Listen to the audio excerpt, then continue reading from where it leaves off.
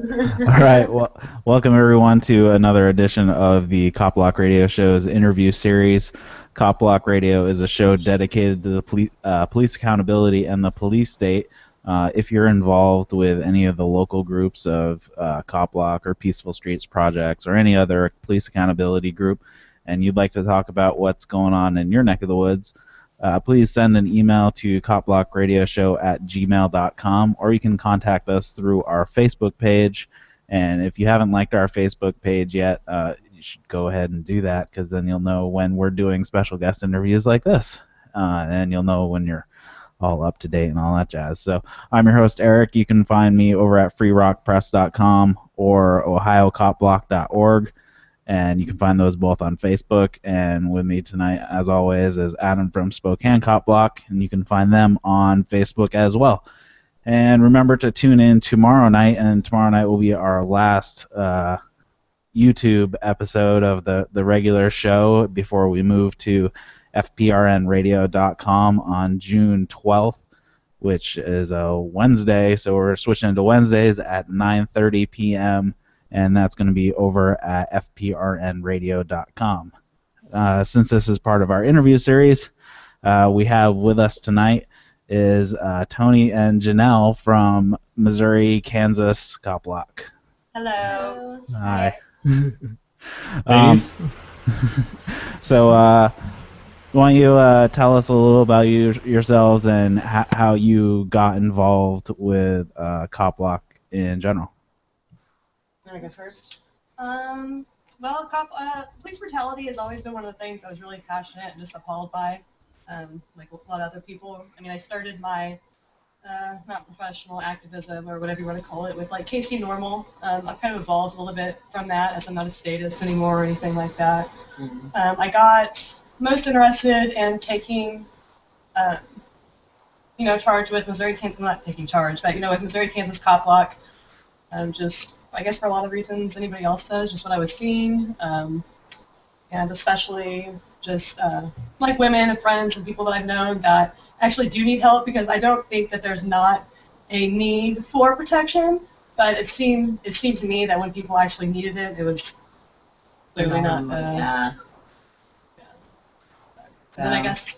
Well, I decided to go ahead and just kind of dive in. It does seem, even the past couple years where we live, police brutality has gotten worse and worse. And I don't think many people really know the power that they have. So I basically want to educate everybody so that, anyone can be a cop blocker. So basically, I got into it for the exact reasons as Toni. Not to mention the judicial system, being a joke. along. Yeah, being a joke. And, law enforcement, basically guide for federal law instead of to protect and serve. I don't see that a lot around here. Were there any specific incidences that kind of triggered you to move this way? Jeffrey Winehouse, actually, and I know that's that's been going on forever, but I don't know, I just started keeping up on it, and for me, Jeffrey Winehouse is an important one because he is actually one of the first, well, maybe not first, but he was a cop blocker basically in Rolla, Phelps County area, and had been dealing with a lot of harassment and things of that nature from law enforcement around his area, and took initiative to do his own, like, not journalism, but do his own investigation, etc. At one point, they stole, like, his computers, and one of the biggest things that really just gives me goosebumps is the intended execution. I mean, he got out of the car, set him up. and, 2 in the chest, like 1 in the head. I mean, that's like Mozambique style. Yeah. It's, classic execution. They did not want him to survive. And he did. And he did. He's having some issues now, but to be expected.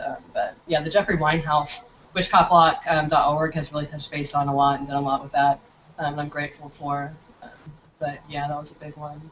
Yeah, Jeffrey Winehouse, and even, oh man, just even stories, and watching things happen in neighborhoods around watching. We have a place. It's the Plaza in Kansas City, Missouri. Many people go there. It's a huge plaza. It's lots of shops, and a year ago, some what people would call teenagers, they're just younger people than us, they stormed the plaza.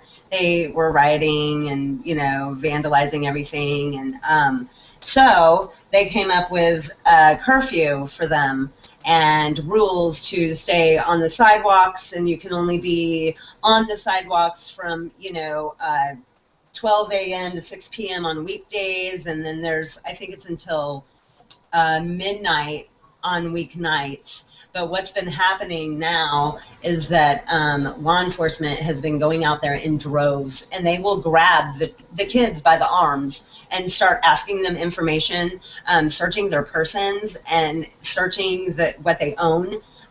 These kids don't know. They're scared to go to movies because they're basically just wasting their time running around bothering kids. And so that's one of the big things that we are trying to do is plaza patrol, because it's out of hand. And you should be able to go see movies in peace, especially when you're younger and, you want to get out of the house. Why can't you go see a movie? I think minors are a very important group of people to try to outreach to and educate about their rights. I was one of those little troublemaker kids, like this little freaker, and I looked different, had the big baggy pants. I was just tormented. But yeah, when you're a minor, you think you don't have rights as an adult in this country. Try being a minor. How many are just set up for the prison state, basically, right off the bat, before they're even getting out of high school or middle school, and going to jail and having their lives ruined for doing the same stupid shit that teenagers are supposed to do. I'm sorry, that's how you learn. At least me, I did a lot of dumb things. I don't think that I did stupid things myself, but yeah, that is one thing, is letting minors know that they do have their people, and that they need to not be afraid. It's just so important to record interaction, at least if it's audio, anything, to have some kind of record, because it's your word against law enforcement, and, well, we all know how that goes. But So, how's it going in your area as far as laws around the ability to audio record and whatnot? I know a lot of places, are you in a one-party consent state or a two-party consent state or all-party consent state, if you happen to know? I believe I thought it was one. Yeah, you can record in Kansas or Missouri, and, usually, how people say, what are you doing, or whatever. And we just say, I always say I'm with CopBlock. Hey, I'm here to record you for our records. I've never had a problem in Kansas or Missouri. Even in Johnson County, Kansas is a county really close to here. It's, what is it, like the seventh wealthiest county in the United States. It's kind of a lot of money to extort. A lot of money. Yeah, money, and God, their illegal checkpoints are everywhere. They spend tax money on all sorts of stuff like that, Lamborghini cops, driving around in these cars that you've seen, in Back to the Future or whatever. But yeah, it's just crawling, and they don't really have much to do. They're bored. I really think that in parts of this side of Kansas, and then in other parts in like northern Missouri and, the country, they're bored. They have nothing, it's almost like they just want to kind of run around and rule everybody. And it sounds like they're just trying to spend the money on stuff so they don't get their budgets cut in the future. If they're spending their entire budget, they think they might still be able to get the same amount of budget year after year.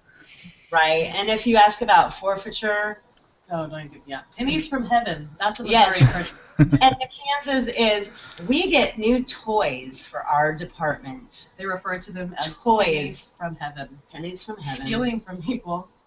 Pennies from heaven. I thought that was extremely humiliating and embarrassing for our state, but not really that surprising, I guess. So, do you find yourself, well, not you specifically, but find in your states that there's a lot of the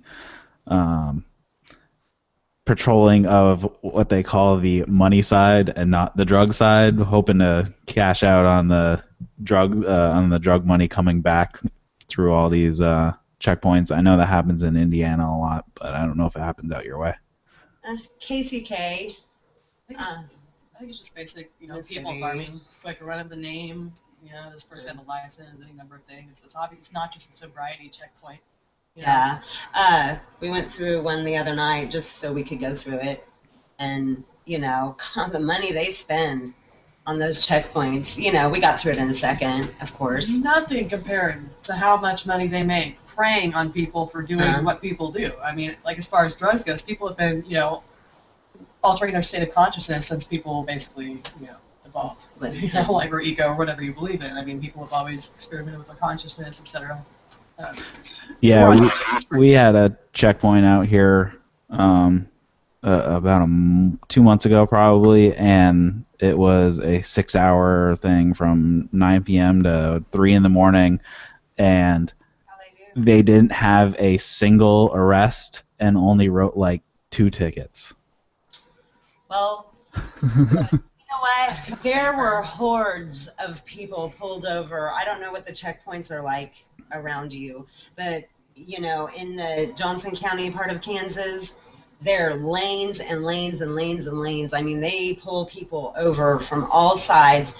They congregate them in the one area, and get people out of their cars. People just get out of their cars and, so to get through those checkpoints, to let them know that CopBlock is there. One thing that I would like to do, and I don't even know what it would be called, would be to have flash mob. Almost like a flash mob, CopBlock go through these checkpoints, just peacefully go through with our cameras, every car, one right after another, one right after another, one right after another, and all, invoke our 4th and 5th Amendment rights. Don't give any information. Tell them, that we're checking their checkpoints because they're actually illegal. So, yeah. Constitution there, that's great. I would agree if I could have his car keys and go rummage through his property. Yeah. But I don't think. Yeah, maybe somebody should take the tack next time if they ask if they can search your car. Be like, well, can I search your car? Yeah, that's true. that would be a great approach. I think someone should seriously try that. Maybe I'll do that next time I drive through one, because I had to drive through one a couple weeks ago, like 3 times before they stopped me. So that was fun. But maybe I'll use that next time. We thought about going back through again, just to get a different officer. Yeah, just keep driving. He said, "What are you doing and where are you from?" And I said, "We're with CopBlock." And he goes, "All right." And he was excited, So we're gonna do some ride-alongs and interview while we're doing those, and see exactly what different parts of our city, the different PDs, how they handle routine traffic stops, how they handle everything. I want to know, I want to know what's going through their heads too.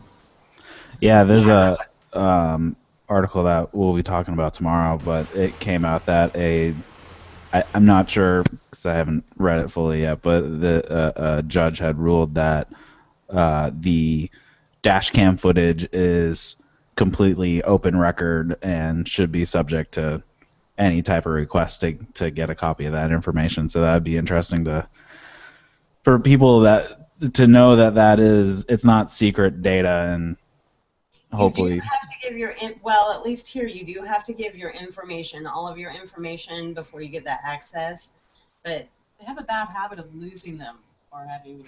Yeah, that seems to be a problem. We covered that a couple weeks ago. You need to have access to the dash cams, especially when some heavy duty stuff happens.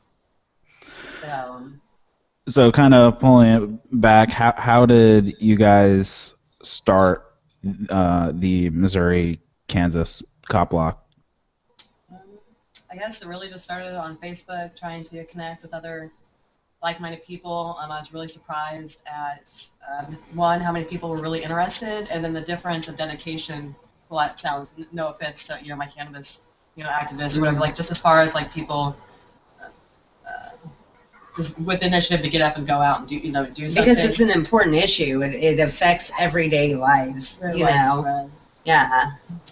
Then I guess in like October, November, I checked out in Nashville, Music City Liberty Fest, and I was able to meet Pete and Adamo and some other really neat people out there. And then the CopBlock tour we were able to have them have Pete come through Kansas City. We had our first legit meeting, and we've all kind of done cop blocking a little bit on our own. Mm-hmm. Not a lot of group cop blocking. I personally, because I'm a mom and I have 3 young kids, I understand that a lot of people that are really getting involved and passionate about police accountability have a lot of rage and everything behind that, which is where I started. But I'm also really picky about who I cop block with. I'm not interested in getting beaten down or anything or arrested. I've got kids at home. I would prefer to be able to, just get my, footage and, offer some literature. And we are always sure to be peaceful. Sometimes I'm like, hi, I'm checking out how Shawnee Mission PD is, because, they always ask, what are you doing? And I introduce, I'm like, hi, I'm recording this. I'm going to, Kansas CopBlock is here. And, when they hear the words CopBlock, something happens in their eyes. And so, all you have to say, I'm going to do this. And I've been offered places to park and record. So it's not all that bad, but I think that CopBlock does have a reputation, and I really, really hope it spreads that, people do know how to handle themselves without heckling police or calling them names. Not resisting arrest or causing any issues, We want peaceful streets. We want our kids to be able to, But at the same time, it's also decentralized. If that's your job, what's important is that you're protecting yourself, you're recording things, you're, spreading seeds, you're talking to people about these things. And if you want to go out and call names or whatever, and that's how you do it, that's great. I've not really had too many problems. Anything we've gotten some flirtiness. Yeah. I think it's because they're just they don't really know what's happening. There's this girl, she's got literature, she's talking about talking about recording us. She's got a camera. She's talking about being 8 times more likely to be killed by a police officer than a terrorist, and they're just not really sure. I don't know, but for the most part, I'm assertive. They may not like what I have to say, but I'm polite at the same time. I'm not. We have to hostile. be. And that's one thing that we do watch closely, because there are people here that are so angry that they would, we're sure to warn people when we go out, no heckling, It's don't. dangerous, absolutely. Yeah. It's potentially dangerous, be careful. But. And you don't have to do that anyway, you're just doing, recording, and you don't have to be hateful about it. Yeah, that's what I've kind of found the problem in my area. The people who are actually here, I don't actually want to go out with because they can't hold their tongue. It would be a horrible experience on my end, at least. Wow. Yeah. And you're in Spokane? I'm in Columbus, Ohio right now. You're in Ohio. See, I keep especially Columbus, okay. But I won't be for long. So. Sorry, Adam. I guess that's where you are. Yeah, Adam's in Spokane, but I'm in Columbus. Adam, you got something? I can hear your cricket. So you can hear my cricket. Yeah. I know you turned your microphone on. I was just gonna kind of chime in a little bit there. Oh, go for it. You have girls on the show. You're gonna have to chime in. So. All right. So tell me, you were mentioning earlier about you guys are trying to work on some more CopBlock gear for the ladies. Yeah, absolutely. So Liberty movement in general is very male dominated, which is completely terrible for us. But I think that the ladies need more options. So I think we want to focus on and having the basic CopBlock.org stuff, as well as localized or whatever. Right. But first, I'm working on the boycott girl panties that say CopBlock.org over the butt.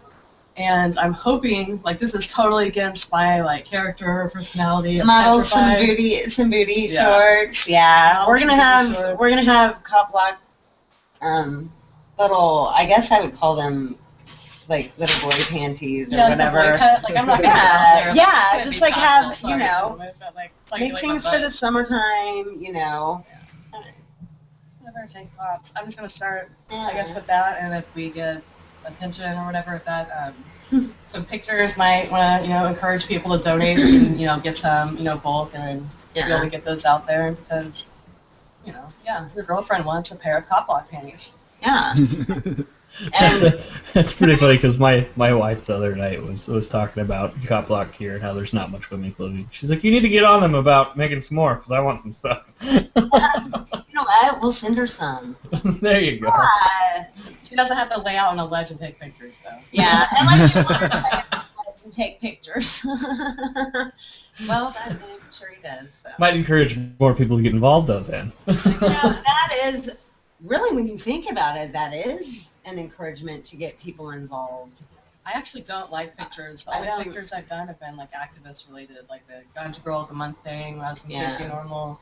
The only ones I've ever done is like my dance, like performance dance pictures. So yeah, I mean it's an entire demographic that seems to be kind of quiet. Or I was really happy to be like, hey, we're gonna have the people from Missouri, Kansas. I'm like, really? Okay. And then I looked, I'm like, hey, it's 2 women. That's awesome. Dorothy and Alice. We've been through a lot of stuff. No, that was another thing that when you mentioned the gender, I have noticed lack of females, and I want women to know there's nothing to be afraid of. I mean, well, if anything, the ladies are probably safer. They're less likely to get beaten down by the police officer than a male would. It's not like 100%, but well, yeah, and I mean, I've seen the videos of the women being dragged out of their minivans, and their kids are sitting there. My kids would know to be taping as soon as they saw the sirens. But I want to be able to look my children in the eye and tell them what it's about, and them know that their mom is not afraid to be assertive, and their mom is not afraid to go out there and try to make it a place for them to not be afraid of some government rule getting put in cages. And it was really neat to be able to take my kids to the march against Monsanto this last couple weeks ago or whatever. And they witnessed some stuff there. To point out, it's like, I don't know that you're going to be able to safely do this when you're my age, But yeah, there's a whole demographic. I mean, there's moms. You want to talk about motivation and passion? Like, let's talk about like moms raising babies and looking around and thinking, this is fucked up. And getting their kids taken away too. Women need to know when people come to their homes.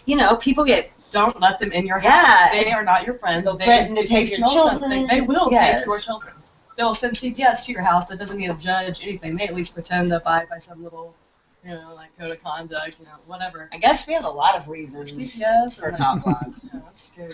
Really, when we start listing them off, there's tons. Especially minors being, targets. Yeah, and being treated as if they're any different than an adult, as far as they put them in lockdown facilities where their parents can't touch them for years. Little obedient little slaves, and it feels like that already, in the schools, and the schools are becoming police zones. I mean, literally law enforcement hanging out with, weapons and in the high schools. And, my kids actually were the kids who went and sat in the office when there was a quarterly pat down and metal detecting. Yeah, they were the 2 kids at the middle school who went and sat in the office while all the other kids got pat down and their stuff and their lockers looked at. They're not allowed. No, they will never. And I had told them if they're going to... Yeah, we had given them the choice always of either public education or homeschooling or unschooling. So I think that my younger 2 are tending toward the homeschool. But yeah, it's weird. But people don't know that they don't have to have their kids do that either. Turner respected me and my husband's wishes, and I was glad that they did. You know, my kids would go just sit in the office while everybody else was getting pat down, and you know, so. Yeah, it's good to teach your children to just say no to the blue glove love. Right. And it's true. Where they go. Don't touch me, man. You know? That reminds me of a funny thing that happened the other day. My kids both came home with their mother the other day and come running up to me, and both of them, we gave each one of them just some old crappy cell phones that we had that, you know, take video and take pictures, and they run around with them, they have fun with them, they don't, you know, the phones don't actually function. And so they both come running up to me when they get home, and they both pull up videos on the phone, and they both start showing me these videos. They're like, look, we recorded the police. That's so There have been some fire trucks and a couple police cars across the street from their grandmother's house, and they went outside and stood in the yard and recorded them. That's awesome. And my children get it. My children are 8 and 6, so gives you an idea. I was going to ask you how old they were. My youngest is 8, and he thinks it's very righteous, which it is righteous. It's the right thing to do. And he knows we have a thing with the children. If someone in a costume with a little tinfoil star comes up to you and asks you questions, asks, you know, what is your name? What's your name? And you ask, what is your name? Well, where do you live? I live at my house. Where's your house? Next door to my neighbor. What street do you live on? Where my house is. And this is how our kids know to communicate without, do you know what I'm saying?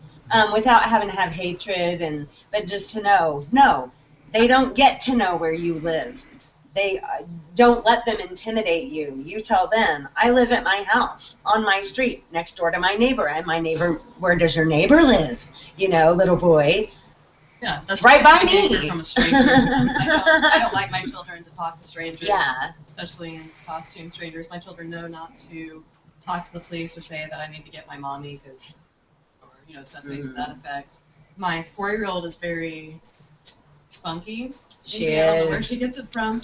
Oh, wonder. Yeah, she told a police officer, one of the ones, you know, given some, you know, literature to a few times, and we were in the restaurant, and she puts her hand on her hip, and like he knelt down and be like, well, hey there, little girl. She goes, oh no, you're a police officer, and I don't talk to you guys. You know, like it was like this funny little accent. Awesome. She's cute.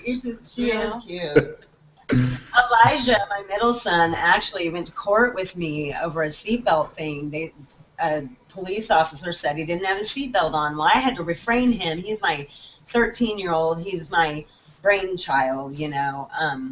But the police officer gave me a ticket for him he had his seatbelt on. The seatbelt was the same color as his shirt. But Elijah started to get angry, and he started kicking the dashboard and saying, you're telling me I'm a liar. And I said, you need to calm down. We'll take care of this. And, you know, like my father gave him really good advice. My father, you know, he said, do not let this go, Elijah. You can go to court. You can tell them. I got my court fees waived, everything, you know, because my child just talked to the prosecutor and told her the truth. And he asked where the police officer was that had accused him of lying, you know, and he's all justice oriented. But I did have to calm him down because someone was calling him a liar and he wasn't lying. And that is, yeah, he did show an attitude with that. That's great. So what's going on in Missouri or Kansas that is of concern these days? I have court coming up. There was men.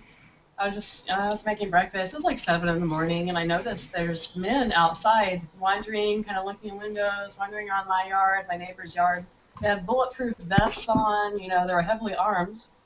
And I was just, you know, I found that to be kind of concerning. So I went out there with my camera, and apparently it was code violation day. And this was winter, it was right before the big storm, but I'm really big into like self-sufficiency and learning, if anything, almost how to wean yourself off the monetary system. Or just, anyways, I like to grow my own food. And last I knew, like, I'm not hurting anybody doing that. So I have these tires in my yard, and basically they write me little ticket. And anyways, long story short, I'm requesting a jury trial. I think it's completely absurd, not hurting anybody. I even made them pretty and spray painted them and there's stuff growing in them. And it's just absurd to me that we're talking about how, there's more violence out there and, things are dangerous. We need more police, yet they have the time and funds to allocate towards wandering through people's yards and I need to get the footage up, really. So yeah, I've got court for that. I'm not going to say. So you got a violation because you're using a tire as a planter? Yeah, I hadn't done it yet because it was winter. I told him. I was like, I really don't have to justify myself to you, but I figured I'd let you know that this is called, recycling and reusing, and and I'm really big on just using what you've got and producing from that. So if you had like one of those empty half wine barrels that people use, were they going to cite you for having an empty planter? Use the huge tires for planters. Well, I've seen plenty of people. Wine barrels, yeah. Pallets, a lot. Pallets shoe holders outside of people's doorways and stuff. If they don't have much land, people will use shoe holders, that you can hang on a wall, and they plant their herbs and their vegetables and but the city codes don't like that, and they don't. In some cities, you actually, the ordinances, the city will come out and talk to people about their bushes not being trimmed correctly and their lawns not being mowed. I'm looking at 500 yellow grass. For jail time. Yeah, because I'm gonna fight it, or because I think it's ridiculous. Yeah, tires are very efficient. If you're gonna grow food in it, I suggest putting like a liner because heat. Yeah. Or whatever. It's hot. Yeah, it actually prompted me to go and get another tire. And I made them pretty and everything. I don't see the problem. It's sage and purple. So what else is going on in the area? Well, we've got court with someone who tried to do some community service with an activist, a cannabis activist movement that I'm a part of, and non-for-profit organization with even a tax code. Yeah, which we're kind of an abnormal organization. Abnormal. And we're abnormal normal, okay? And we're ready to admit that. That's fine. We think taxation is theft, and we just... It's not very stated. Yeah. Oh, yeah, I'm sorry. Better sign some petitions and get some regulations going. Just kidding. But anyway, someone did some community service, a 17-year-old, and she was on diversion, non-drug related, non-violent offense. She was on diversion, and part of it was to do 30 hours of community service with a nonprofit organization that was state recognized and nationally recognized and of her choosing. And so she chose our organization. She did her hours. We kept record. They had very little rules.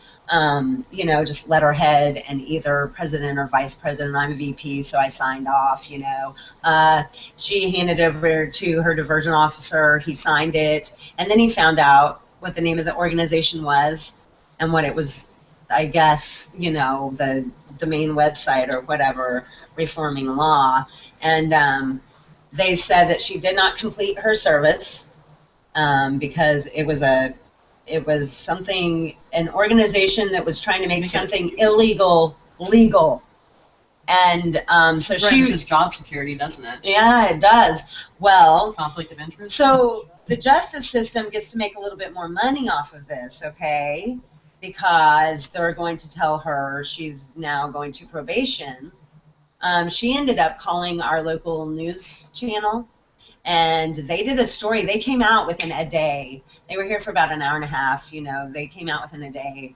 And so that's another court date coming up, and we have a lot of voluntarist type people that are going to show up for that. She mentioned, well, what if I had gone with an organization that was Christian and the prosecuting attorney was an atheist, would... Gay rights movement. That's making something illegal legal. You know what I mean? So that's another thing going on. which might sound small, but she is 17 years old. That's good. I mean, I like seeing that too. I mean, I Yes. was politically active long before I was old enough, to vote. Yes. Signs and carry is less scary, and just I didn't really have any idea. I mean, I don't know anywhere near as as much as I do now. I just didn't care. But it was. I mean, it's cool to see young people stepping up and just being interested. Like you have to start somewhere. Like nobody comes into anything. But it was really cool to see someone her age taking the initiative and doing that and going as far as that and standing up and saying no, this is wrong, and right and wrong that matters. I think. And around this area, it is the Midwest, and I know people probably think it's boring, and well, we're not farmers. Well, kind of, sort of. Urban farmers. Okay. But yeah, there's a lot of touchy-feely, grabby, cut right in front of people's vehicles. I've seen it happen, and in fact. That's how we let Turner, Kansas, know that we were here. Just a cop pulled in front of a lady at a convenience store without his sirens, walked up to her door, opened it. She got out and started talking to her, or talking to the cop. Mr. Jannel walked over, and the cop said, "What are you doing?" And he said, "I'm telling her she don't give any information." He didn't, and I guess. The guy ended up calling his supervisor, and they were waiting around, and the cop let her go. And he just, Danny said, I have to let people know what you just pulled right there in front of her. She's given, and he did say anything that you tell will be used against you. How would you react if anybody else, if just a man cut me off and started to open my door? I'd be in like, flip out. Flight mode, like its arm like doggy time, like let me get you with the gas pump. I'm actually more afraid when a man in a costume that's got gun. Like I'd actually be a lot more afraid of a police officer. Well, at least you can scream and fight and do all kinds of things when creepers come, right up to you in public. But when it's an evil person in a costume, police officer, you can't defend yourself without being put in a cage. So, what future plans do you guys have for the Missouri Kansas chapter? Spreading like wildfire. To the point to where, I do think I want to straighten people out. I want to let them know, that people are going to be holding them accountable and not going to get their way. So then maybe they can go catch people. Like there's how many we've had. Several of the infamous serial killers that have lived in Kansas and Missouri. Go arrest some murderers and rapists and child molesters. That's basically what I would someone like kidnaps to see your happen. child, or something actually, that requires some thought process. Yeah, there's they can't do it. They can't help you out there. But we'll go search and make sure we sniff some. But what's your name and social? Yeah, so I can run your name and see if you have a paid parking ticket. Or if the last thing I got in trouble was for having a license plate cover over my license plate. My son had put a license plate cover, and even if you have, people put like little things. It was a clear thing, I guess. He was trying to. It messes up their radar. That's what they aim for. Yeah, and it messes up their radar. They aim. It's illegal to have license plate covers or even trim, like lining. On your property, on your own, what's supposed to be your property. Yeah, don't pay taxes for a couple of years, and you'll see whose property it is. Yeah, apparently they have really shitty radars. If that's if that's screwing them up, because so I know those cops in Johnson County do not have. Well, I think what I honestly think that we have the red light cameras though. Yeah, we have the red light cameras. We have those everywhere. So if someone would be kind enough to go bash out the one in my, I would really appreciate it. Sorry, I didn't say I'm gonna do. I was just saying, anybody out there that would like to have for me, I'd really appreciate it.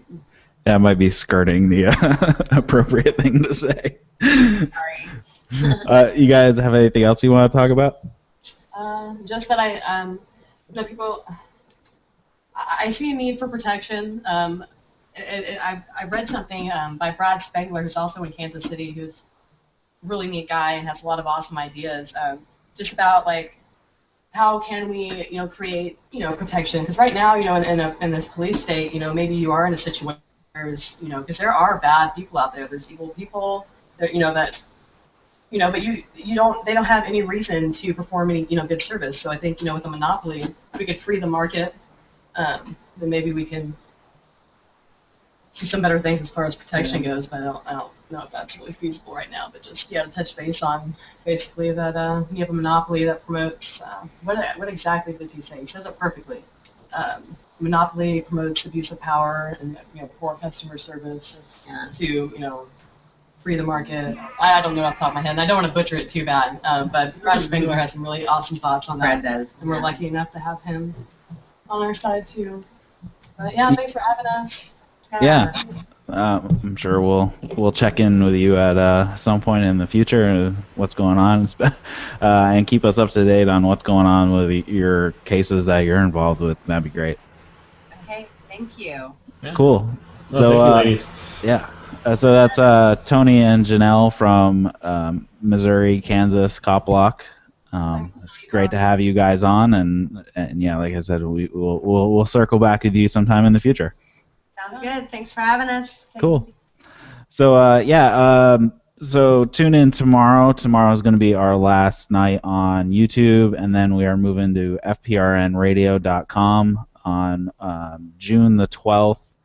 That's a Wednesday, so we're moving Wednesdays at 9:30 p.m. at fprnradio.com. It's going to be great. I'm hoping to make the first episode that we're on the largest live audience that the network has ever had.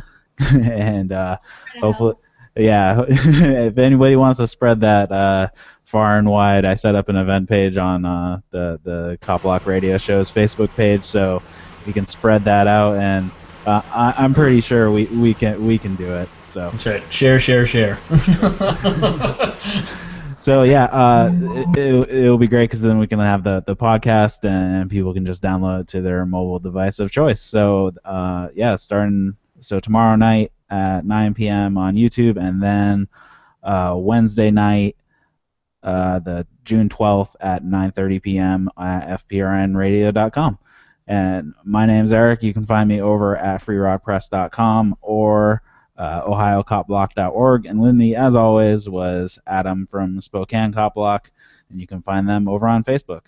So until next time, well, until tomorrow night hopefully, everybody stay safe out there, and remember that badges don't grant extra rights.